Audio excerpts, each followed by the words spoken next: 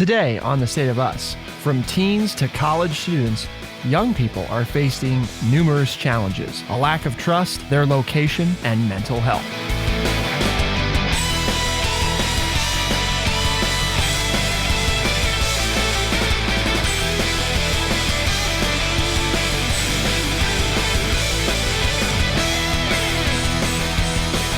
Welcome to The State of Us. I'm your host, Justin T. Weller, joined, of course, today by our friendly redneck liberal, Mr. Lance L. Jackson. And we've got a lot to discuss today as it pertains to young people. They're facing a number of challenges. Amongst them, there was a large national poll that found why do incoming college students and who do incoming college students trust? We're going to look at that today, as parents overwhelmingly top that and the national news media brings up the rear. And we're also going to discuss the perfect storm of challenges of life in Appalachian, Ohio, and how it's affecting children's mental health. It speaks to a larger issue of where you're born has a big impact on the opportunities before you. But before we get into that, Lance, what is the word of the day? Well, the word of the day is meliorism. It ends in ISM, so that means it is a belief. But meliorism, 3 syllables, giving you a chance today, meliorism. And I will ask listeners, we'll take a quick flash poll here. Do you believe in this or not? And what it means is, it is the belief that the world naturally tends to get better, and especially that this tendency can be furthered by human effort. The betterment of society by improving people's health, living conditions, etc. I think that's the way it should be, but is it? Just because I think that, is that the way it is? Let us know. Send us a message send us an email at podcast@thestateofus.org. Well, leading off with some good news, Lance, on that vein of optimism, is that 92% of students attending either 2 or 4-year institutions are optimistic about their personal lives, including 28% who say they're super optimistic, according to this new poll that is out. And another 92% think that they'll get the job they want after they graduate, while 88% definitely or probably plan to get married, and nearly 80% plan to have children. So some big changes from what we were just talking about the last time that we discussed this, as far as that optimism goes. But where we get into the trust component, and this is interesting, 93%, an overwhelming majority of incoming college students, place trust in their parents. But that level of comfort drops significantly for elected officials, which, by the way, for the president is at 48%, Congress at 43%, state elected officials 55%, and the national news media bringing up the tail end with a whopping 36%. So only about 1 in 3 incoming college students place any trust in the national news media. And what they say is they trust PBS or the newspaper, but not stations like Fox News, CNN, or MSNBC, because, as one student puts it, it's more like they're just addressing their opinions. Even those who have a belief in the national news media are very limited on which national news media they believe in. But again, I guess to put a positive spin, and I don't mean this in a negative way, 42% disapprove of the way President Biden is handling the job, but the comparison is 70% of those students had a negative opinion of former President Trump. Their social views are more liberal as well, right? So the poll found that 73%, 7 in 10 incoming college freshmen believe that abortion should be legal in all or most cases, versus 27% who believe it should be illegal in all or most cases.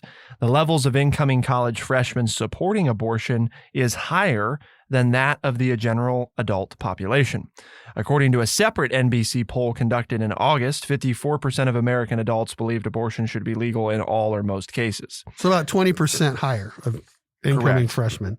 So about 20%. And what's more, 60% of college freshmen think that a person's gender can be different from someone's sex at birth. And a combined 79% of students believe that American society is racist, with 22% calling it totally racist and 57% calling it somewhat racist. So almost 8 in 10 college students think America is racist. Well, but they're optimistic about the future. Things are going to be fine.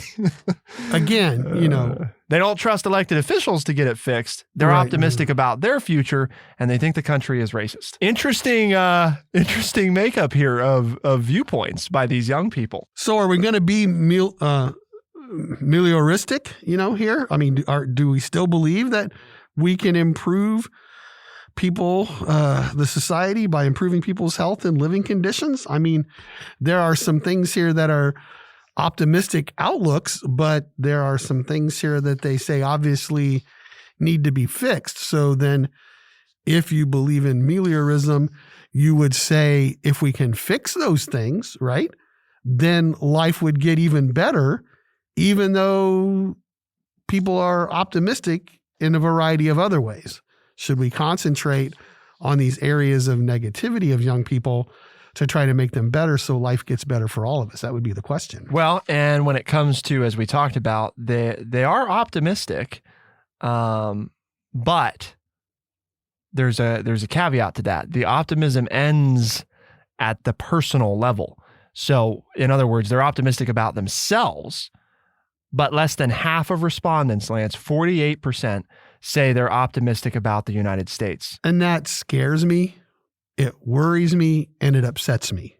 Can I have all three of those? Sure. You're human. You're allowed to be a total contradiction at any given moment. Because that's what I spent my life doing, right? Is teaching civics. And while I would have been the first to say that the United States has problems and that we have issues that we need to work on and we need to fix, and I did so almost daily in the classroom, I also sent the message that for as bad as we are, there's no place else in the world that I would rather live based on the freedoms that I have. And so it's going back, and not to make this an education issue, but it goes back to that civics. Are we doing a good job we're doing a really good job at admitting that the United States has these problems. But are we doing a good job of teaching these young people that even with these things that we have that they don't like or that they see fault in, that we are still, or am I wrong? Are we still the best place to live? Because that's my take, okay? I'm not going to say there's not racism. I'm not going to say that the lack of bipartisanship in the government doesn't upset me. I'm not going to say that, well, I trust the media more than they do. I'm not necessarily saying that, but I know from my studies that what we're allowed to do here is better than it is in the rest of the world. Doesn't mean I'm saying we should gloss over the problems that we have, but it worries me that these young people are looking at it and saying, 60% are optimistic about the world, but only 48% are optimistic about the United States. Bigger conversation, but I think what Lance is hinting at is what we talked about at the beginning of the show, which is the nature of this is a lack of trust, right? There is a lack of trust in our system to still be a good system by young people. I mean, because we're talking about challenges that young people, that kids are facing today. And one of those big challenges, as is described here, is their lack of trust or optimism, which maybe aren't exactly the same thing, but their optimism about the United States, only half of them, a little under half, are optimistic. But on the whole, they're very optimistic about their own personal lives. At the same time, they also are facing, and this is talking a little bit about the mental health component is a big thing that they're dealing with, which we're going to talk about more as the show goes on. But a large number, 62% of the class of 2025, say they've experienced anxiety in the last year, while 47% say that they've experienced depression. So you have, interesting that it's 47% and 48%. I would be remiss if I didn't, provide the caveat here that correlation, causation, not always the same thing. And you can't just draw these parallels and say that it's true, but just pointing out that it is an interesting coincidence that less than half of respondents, only 48%, say they're optimistic about the United States. And in the last year, 47% say that they've experienced depression. Again, may not be totally related, because I'm sure there's people who are optimistic who have experienced depression and vice versa, and people who are not optimistic about the United States, who on and on, right? I'm sure that it's But if you not don't have a one-for-one. positive outlook, it's hard to be positive, right? I mean, I would go so far as to say that. I mean, you might disagree, but if you don't believe in meliorism, that you can make things better if you work at it, I'd be really depressed. Well, they believe they can in their personal lives, though. That's the interesting thing. I mean, 92% are optimistic about their personal lives. Well, what really do we have control over? I mean, if we make our personal lives better, then doesn't that help the larger group, the larger entity? That's what it's all about, right? If we do better in our circle at making our life better, and those people we come in contact with, we make their lives better, then doesn't it grow exponentially to the fact that then we're all going to be better off? The challenge I think they're facing, one of the key challenges, is what you posed the question before the show, which is more information better? And the answer is yes and no, right? And what I mean by that is it's this contradiction of, just rewind to 60 years ago, right? Most people at that time, I mean, if you nailed them down and said, logically, how much impact do you really believe you have over the direction of this country, you'd probably get pretty similar answers to what it is today. The difference is, partly because you couldn't be as connected to the rest of the country, you were less aware about, you maybe weren't less aware, you were less constantly being hit up with just how bad everything really is, how many problems there really are, and how little you can do about it. So we're seeing young people are optimistic about themselves. They're not optimistic about our country. And I think part of that is a simple change of the availability of information is so great. And we know from all this coverage that we've done of Facebook and other social media that those algorithms hedge toward promoting the negative. So you see the negative far more than Lance would have when he was running around as old tyke, right? Because he didn't see it. I mean, maybe if mom and dad told you, right? Maybe. But I mean, for the most part, you just went about your life and you were told in schools and institutions, America is great. We can make things happen. Things can change. Things can be better. But now what you get is you may have some people saying that, but what you see every day for those 4+ hours of average screen time that you're on that phone, huge portion of it is highly negative, and that doesn't mean it's incorrect, but it means that it's not a correct representation of the world, because what you're seeing is largely negative. And so again, why do we have, almost half of the incoming class of college freshmen that have experienced depression in the last year? Not saying it's a 1-for-1, but I'd be very surprised if we can't draw a strong correlation between the amount of time spent on social media and how people feel about the world. We, in fact, covered that Facebook's own internal research discovered that the more time that young people spent on Instagram, the less secure they felt about their own image. So we need to get rid of phones and go back to landlines. Make America great again, baby. There you go. Right? That's what I'm hearing. Okay. That's not the answer. You know, I don't think that's the answer. But it's tempting though, right? I mean, that's what people are missing with this whole conversation about politics is there is an appeal to that, because especially if you're Lance's age, right? And it's like, gosh darn it, weren't things better at one point? Aren't we worse off now? Can't we go back and make it better? And it's, well, no, things really weren't. They were better because we thought they were better. Okay. And that's the big difference. We don't think that they're good. And so therefore it's that perception reality thing. And that's, I think, and that's what we're going to talk about next, the mental health for young people. I think that's a huge challenge. Their perception of reality is tough, a lot of negative information all the time. And as we've talked about, a lot of time every day spent on something that they can't really remember if it was valuable or not. And that is a tough way to live. You know what I mean? I don't know if I really had if I felt like I had thrown away 6 hours a day that I couldn't remember, I probably wouldn't be very healthy. Right. I mean, you know, Lance would be institutionalized by now. He'd probably be dead, you know? I mean, if you told Lance you're going to wake up every day and 6 hours, we're going to steal from you and you're never going to remember what happened, but you're going to be alive and awake. Ooh, you know, I mean, I can't imagine it. Can't imagine that. So I think that we all have to keep that in mind. So we're going to look at mental health coming up because that may be arguably of this lack of trust, location, mental health, but how are location and mental health intertwined for young people? To find out, keep it here on The State of Us. We'll be right back.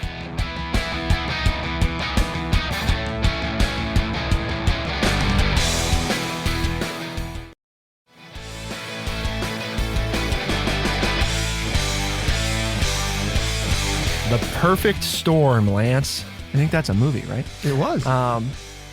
It was. It still is, right? It still exists. I guess. Yeah, I've seen it a couple times. Okay. Yeah.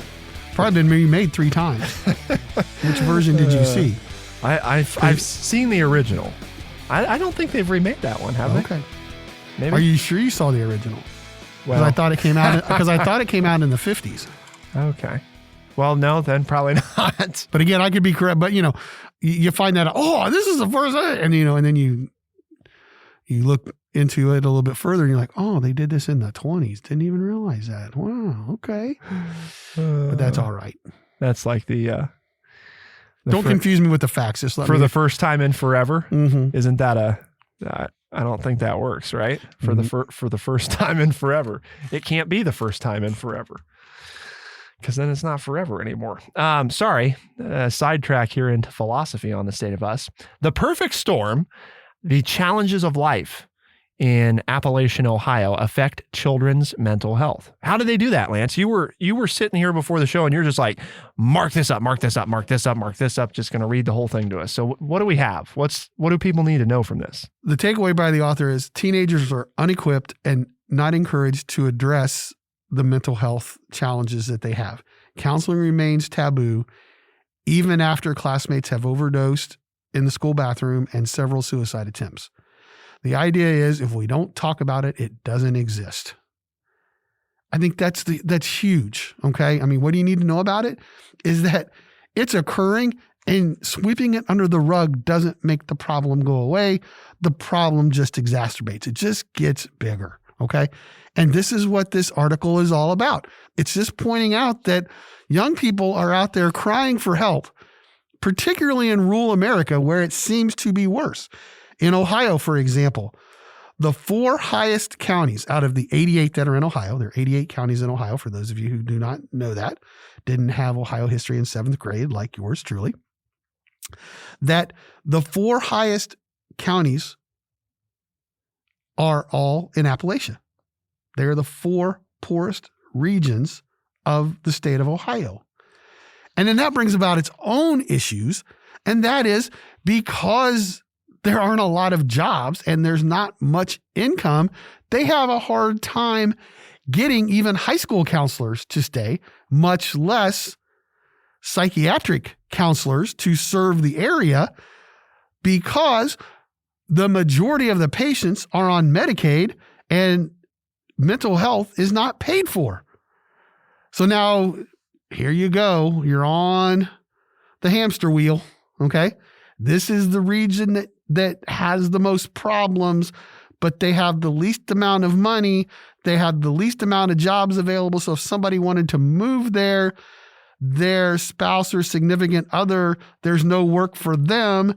They're in the middle of nowhere. And even if they do open up an office and want to help people, there are more people there than they can help, but there's no way for them to get remuneration after their education that they've put in because nobody's going to pay them for it.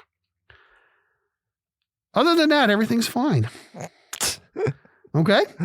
I mean, did I paint the picture rosy enough there for you? Do I need to put a few trees in there like Bob Ross and make things a little rosier? Or did I lay it out nice and neat and stark so that everybody understands what the problem is? We know there's a problem here, folks. All right. Everybody's admitting that there is. And then everybody's saying that to solve the problem, Yeah, well, we don't have the money or the resources to do this because we can't get the people down here to do the job that needs to be done. And part of that problem is because we don't have any money to pay them to encourage them to come here. There are over 300 mental health jobs available throughout the Appalachian region in Ohio for 130,000 school-aged children.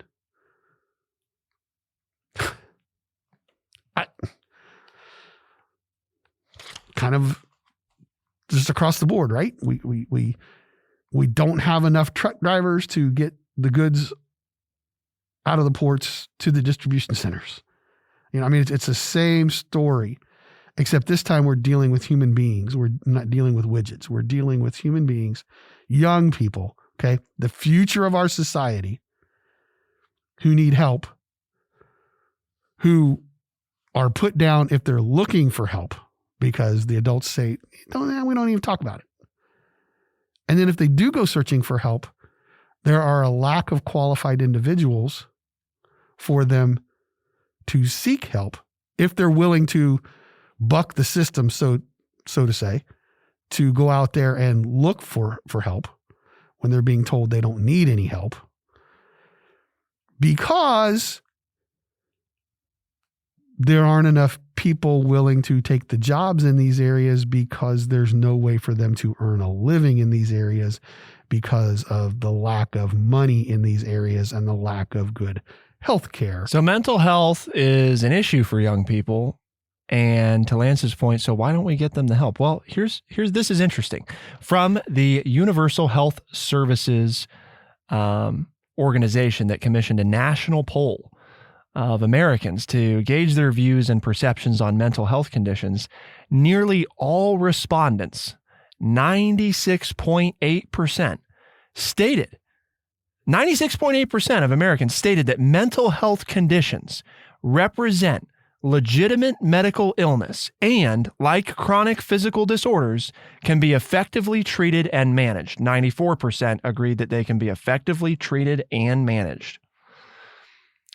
Widespread agreement, 71%, say that mental health and physical health should be viewed as equally important, with the top 4 specific conditions cited as most concerning being cancer, depression, anxiety, and heart disease. So I can take meds for my high blood pressure to protect me from having a heart attack, but my insurer will not pay for me to talk to a psychologist or a psychiatrist because, well, that's extra.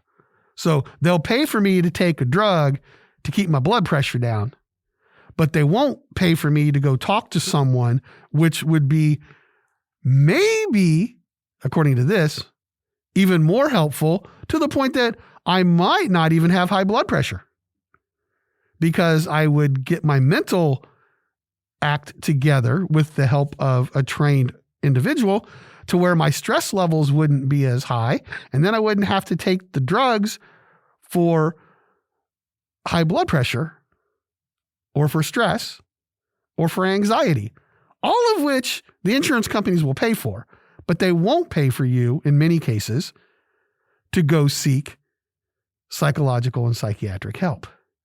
That makes no sense, does it? We can cut off a lot of the physical problems we have by being able to get the psychological help that we need, yet we're doing it backwards. It's just like the ranting and raving that has taken us. I remember when my children were born, the insurance company, if something horrible happened to them, would pay millions of dollars to take care of them, but they wouldn't pay the $100 for the WellCare check. So don't take your child to the doctor to get checkups where we could catch something early. We're not going to pay for that. But if you don't ever take them to the doctor and something horrible happens to them medically, well, we'll pay millions of dollars to take care of them. And I'm like, I said 30 years ago, that's the dumbest thing I've ever heard of. We're not going to pay for preventive medicine, but we'll pay 10 times the amount to take care of them once the problem occurs. Over half of Americans identified cost and insurance coverage limitations as the main impediments to mental health treatment, with 1 in 4 Americans citing embarrassment and stigma. Among respondents, here this is key, Lance, among respondents who stated they would seek voluntary help, approximately 1 in 4 cited lack of access as the primary reason that they would not pursue such care. And approximately 25% of respondents did not believe, so 1 in 4 Americans did not believe that depression, anxiety, substance use, and eating disorders or autism were forms of mental illness. So, oh yeah, people got to get help for mental illness. But depression, anxiety, substance use, and eating disorders are not forms of mental illness. So we have some problems, right? I mean, it's no wonder these young people aren't getting help, because one of the keys, and this survey doesn't highlight it, but I think is so key because we see this at the youth center in Urbana, is parents who will say, right, who will answer this survey, 96% of Americans, mental health is real. You know, we got to take care of it. Well, but it doesn't happen to me, and it doesn't happen to my family because we're tough and we don't need that. It's a sign of weakness. Really? I mean, come on. So is high blood pressure a sign of weakness? Yep. You just tough it out, Lance. Exactly. Tough out that high blood pressure. Right. You know, you're making it really just tough through that cancer. I thought when we started the show, I believed in meliorism, but I'm not so sure that I believe in meliorism anymore. I guess I still believe in it. What you're telling me is we're not putting the effort in. So I guess I can still have the belief in it, just that we as humans are not putting the effort in to make the world a better place. We're denying. What you're telling me with these statistics is that we are denying that there is a problem, and therefore the problem is getting worse. If we first have to admit that there is a problem, there is an issue. Now, how are we going to fix it? Because what we're doing in the case of mental health is we're denying that it is an issue. And that then, obviously, if it's not an issue, then you're not seeking help. You're not seeking to fix it. So we have to quit the denying. So what do we do about all this? To find out, keep it here on The State of Us, and we'll be right back.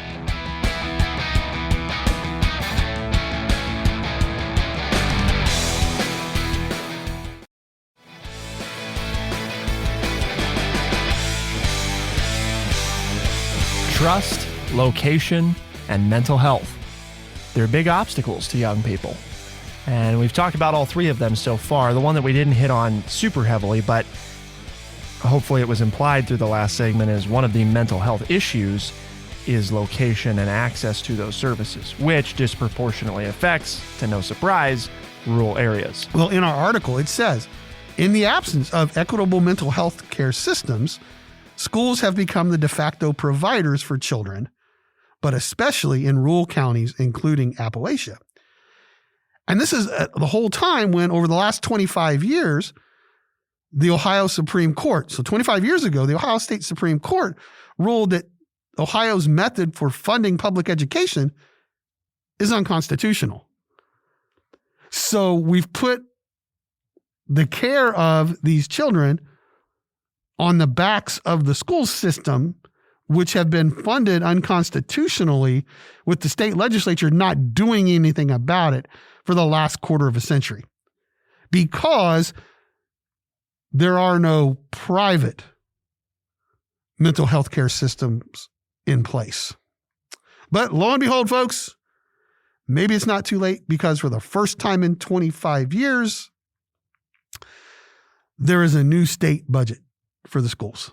So maybe it will start to get addressed. Only time will tell. Well, and a sign of maybe some meliorism is that, as we just discovered this morning, the local mental health tax levy actually did pass here in Champaign, Ohio. It's Champaign, Ohio, for people that don't know, but here in Champaign, Ohio, Champaign County, Ohio, which by all measures is about as not as red as they come, but pretty red.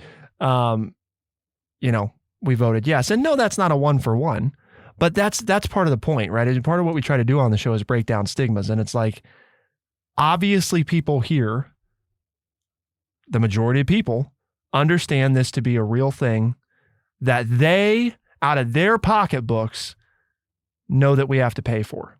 And that's because they're starting to see it firsthand, right? I mean, these rural counties are seeing we got these people that are high rates of alcoholism. We got lots of people struggling with mental health, and it's not getting better. It's getting worse. So what are we going to do about it? You know, and the voters said, we're going to pay for it. You know, we're going to fund this. And that's one tiny example. But the point is that there is some hope, right?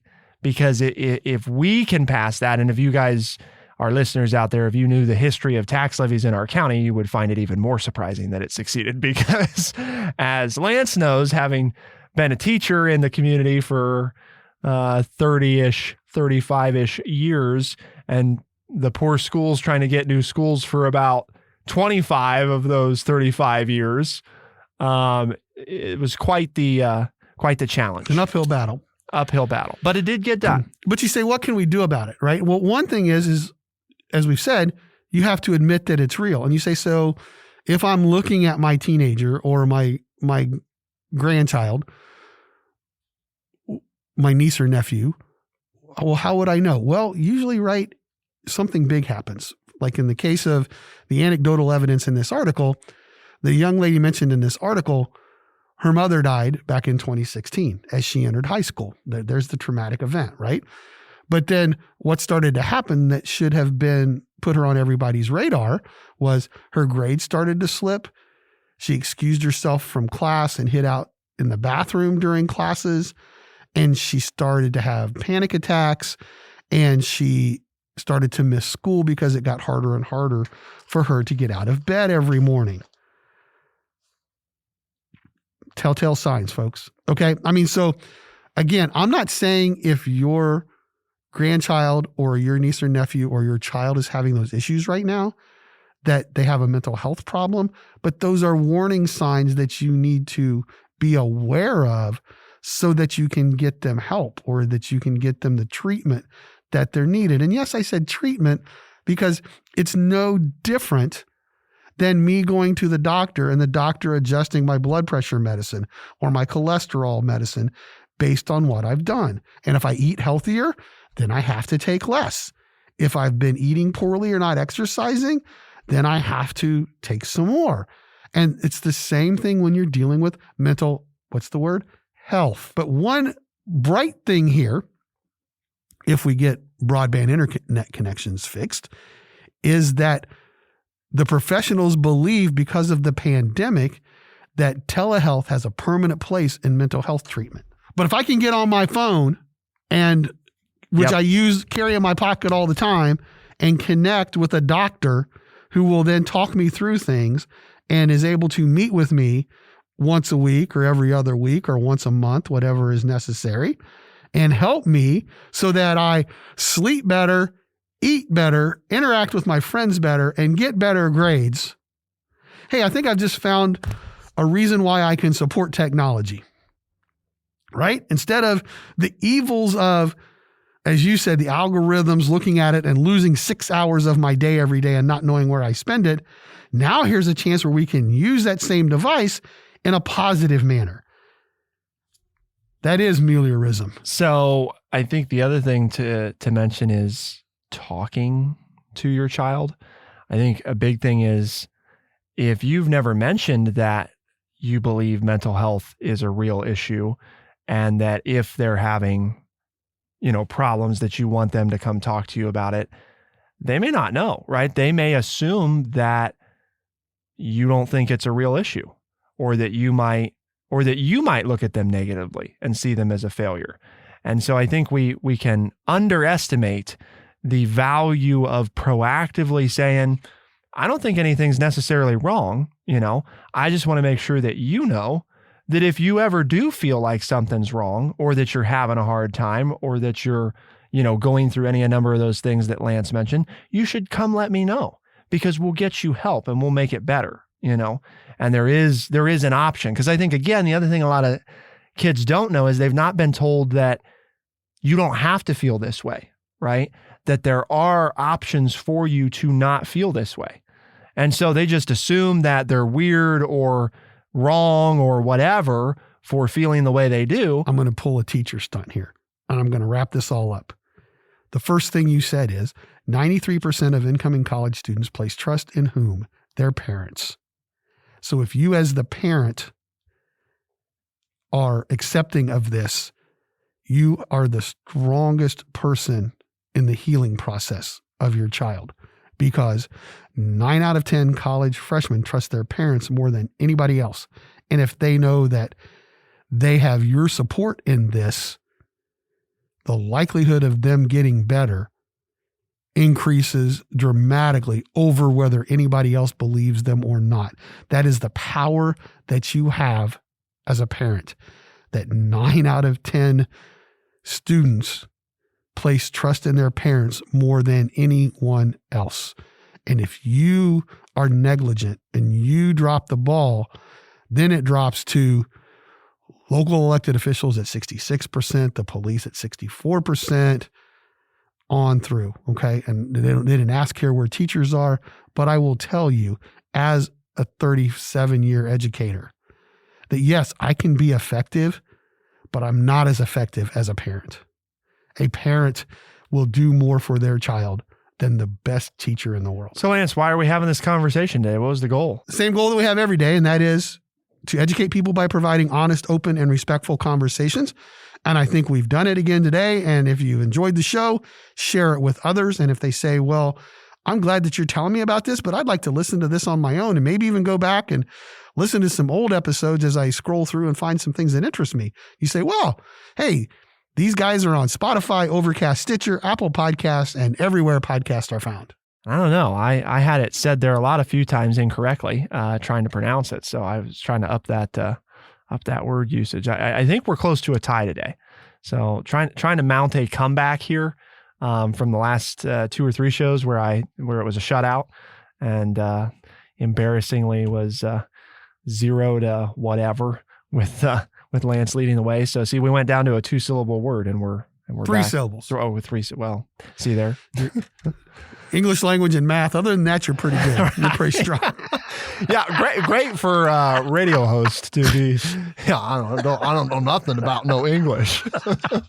I can string together words. Just don't throw these new ones in on me. That's right. Yeah, the words I have the best. I'm very words, comfortable with my vocabulary, but if you try to increase it in 30 minutes, I struggle. I think that's fair, though. That's, we know that in education, it takes 3 or 4 lessons for something to sink in. So hopefully you'll start to use these words more often during the show. That's what I'm working on. We'll see. For those that don't know, The State of Us is available Tuesdays and Thursdays as a podcast first thing in the morning.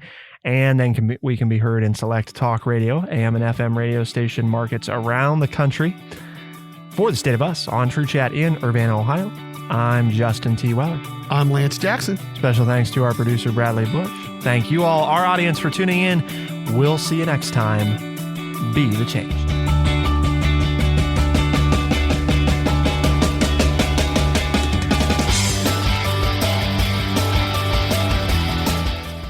Be sure to check out our website, thestateofus.org, for books, articles, and all the ways to tune in. thestateofus.org.